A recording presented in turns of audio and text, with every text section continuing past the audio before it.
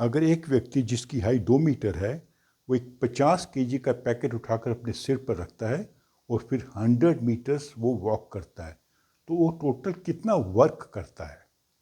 तो यहाँ पर हमने देखना होगा कि इस एक्शन में दो पार्ट हैं। पहला पार्ट है कि वो लोड को उठाकर अपने सिर पे रखता है, फिर वो 100 मीटर चलता है।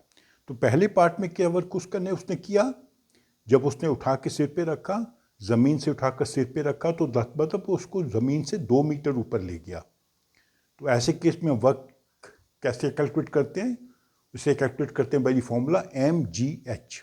तो यहाँ पे m मास है 50 kg, g हम 10 मीटर ले लेते हैं, अप्रॉक्सीमेट वैल्यू है, एग्जैक्ट वैल्यू नहीं है, और हाइट है 2 मीटर। तो जब हम 50 और 10 और 2 को मल्टीप्लाई करेंगे तो आंसर आएगा 1000 जूल्स।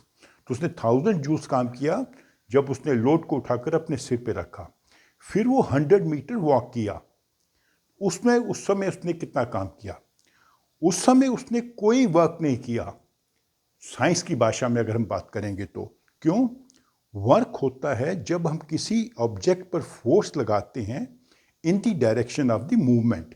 जिस डायरेक्शन में ऑब्जेक्ट मूव कर रहा है उसी डायरेक्शन में हम इसके ऊपर कोई फोर्स लगाएं। तो इस पर कोई फोर्स नहीं लग रही, उसने उसको अपने सिर पर बैलेंस किया हुआ है।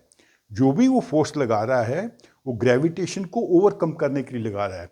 ग्रेविटेशन पैकेट को नीचे खींच रही है, वो उसने बल लगाकर उसको अपने सिर पर बैलेंस किया हुआ है, उसको पुश नहीं कर रहा। जो डिस्प्लेसमेंट 100 मीटर हो रही है वो डिस्प्लेसमेंट किसी फोर्स के अंतर्गत नहीं हो रही है।